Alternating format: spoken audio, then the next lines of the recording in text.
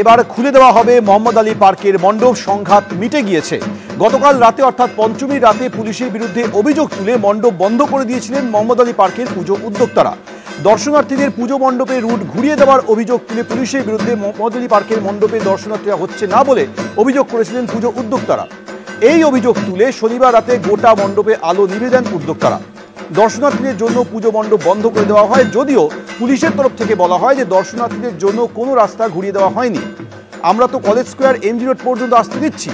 শেষ পর্যন্ত প্রশাসনের সঙ্গে উদ্যোক্তাদের ভুল বোঝাবুঝি মিটে গিয়েছে। কালকে আমাদের একটা প্রবলেম হয়েছিল, বুঝাবুঝিতে অসুবিধা হয়েছিল।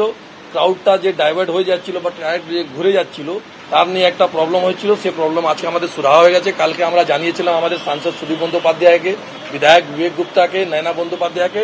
তো ওনারা আজকে আমাদের ডিসি ম্যাডাম সঙ্গে একটা মিটিং করিয়েছিলেন। যে ভুল বুঝাবুঝি হয়েছিল ডিসি ম্যাডাম খুব ভালোভাবে ওটাকে বুঝেছে। আর যেভাবে চ্যানেলটা ছিল সেভাবে ক্রাউডের চ্যানেলটা রিকনস্ট্রাক্ট করে দেওয়া হচ্ছে।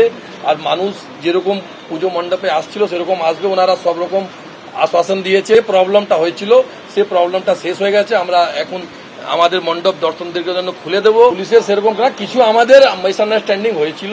পুলিশ তো আমাদেরকে বরঞ্চ হেল্প করছে। এখন আমাদের কমিটিতে পুলিশের উপর কোনো অভিযোগ নেই। আর এবার আরো 3 পুজো মণ্ডপের ছবি একেবারে সরাসরি আপনাদের সামনে তুলে ধরবো। দমদম পার্ক যুবকবৃন্দ থেকে অনির্বাণ বিশ্বাস রয়েছেন, ঐশী মুখোপাধ্যায় রয়েছেন মোহাম্মদ আলী পার্ক থেকে, যে মোহাম্মদ আলী পার্ক ইতিমধ্যেই খুলে দেওয়া হবে বলে ঘোষণা করেছেন পুজো উদ্যোক্তারা। এরই পাশাপাশি সুচিস্মিতা ভট্টাচার্য রয়েছেন আমাদের সঙ্গে বোসপুকুর শীতলা মন্দির থেকে। তবে প্রথমেই অনির্বাণ। দেখো, আমরা এই মুহূর্তে রয়েছি দমদম পার্ক যুবকবৃন্দে তাদের 59তম বর্ষ। এবছর তাদের বিষয় ভাবনা তারা ফুটিয়ে তুলেছে পার্বণ, অর্থাৎ বাঙালির 12 মাসে যে 13 পার্বণ সেটাকে কিন্তু তারা ফুটিয়ে তুলেছে।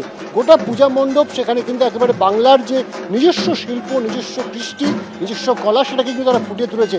আমরা যেমন দেখতে পাচ্ছি যে এখানে পটচিত্র রয়েছে, তেমন খড়ের ব্যবহার করে কিন্তু একটা বড় অংশের পূজা মণ্ডপ সেটা সাজিয়ে তোলা হয়েছে। এর পাশাপাশি বাঁশ আছে, কাঠ আছে, তাকে কিন্তু নানা রকম শিল্পকলা ফুটিয়ে তোলা হয়েছে গোটা পূজা মণ্ডপ জুড়ে। এবং এই পূজা মণ্ডপটিকে কার্যত একটা ধানের গোলার রূপ দেওয়া হয়েছে, যে ধানের গোলার মধ্যে মা দুর্গা তার সব পরিবারে তিনি অধিষ্ঠান করছেন। এবং দেখতেই পাচ্ছ যে মা দুর্গার পিছনের যে চালা, সেই চালাটিতেও কিন্তু একেবারে বাংলার যে শিল্প কৃষ্টি সেটার সঙ্গে কিন্তু একটা মিল রয়েছে। এবং এই মুহূর্তে দেখতে পাচ্ছ যে প্রচুর মানুষ তারা কিন্তু আসছেন। এবং এই যে ষষ্ঠীর বিকেল, যদিও এখনো পর্যন্ত আবহাওয়া দপ্তরের তরফ থেকে সেরকম কোনো আশঙ্কার কথা নেই, কিন্তু মানুষ কিন্তু এই সুযোগটাকে কাজে লাগাচ্ছেন এবং তারা কিন্তু ভিড় জমাচ্ছেন প্রত্যেকটা পূজা মণ্ডপের মতন এখানেও। দমদম পার্ক যুবকবৃন্দ তাদের 59তম বর্ষে যে থিম করেছে সেই থিমটি কিন্তু সাধারণ মানুষের কাছে অত্যন্ত গ্রহণযোগ্য হয়েছে, কারণ তাদের প্রত্যেকের বাড়িতেই বাংলার কোনো না কোনো শিল্প বা সেই ধরনের কোনো জিনিস সেগুলো রয়েছে। এখানে দেখা যাচ্ছে যে একেবারে খড়ের দড়ি থেকে শুরু করে খড়ের গুঁড়ো, কাঠের বিভিন্ন শিল্প সেগুলোকে দিয়ে গোটা পূজা মণ্ডপটি সাজিয়ে তোলা হয়েছে এবং একটি বড় ধানের গোলার আকার দেওয়া হয়েছে, যার মধ্যে মা দুর্গা তিনি কিন্তু অধিষ্ঠান করছেন। এবং মানুষের ভিড় দেখাতে বলবো আমার ক্যামেরা পার্সন ভগবান সাথে। দেখা যাচ্ছে প্রচুর মানুষ তারা আসছেন এবং প্রত্যেকেই চাইছেন যে এই অপূর্ব যে পূজা মণ্ডপ, সেই অপূর্ব পূজা মণ্ডপের ছবি এবং মাতৃপ্রতিমার ছবি নিজেদের মুঠোফোন বন্দি করতে। একেবারেই অনির্বাণ, তুমি আমাদের সঙ্গে থাকো।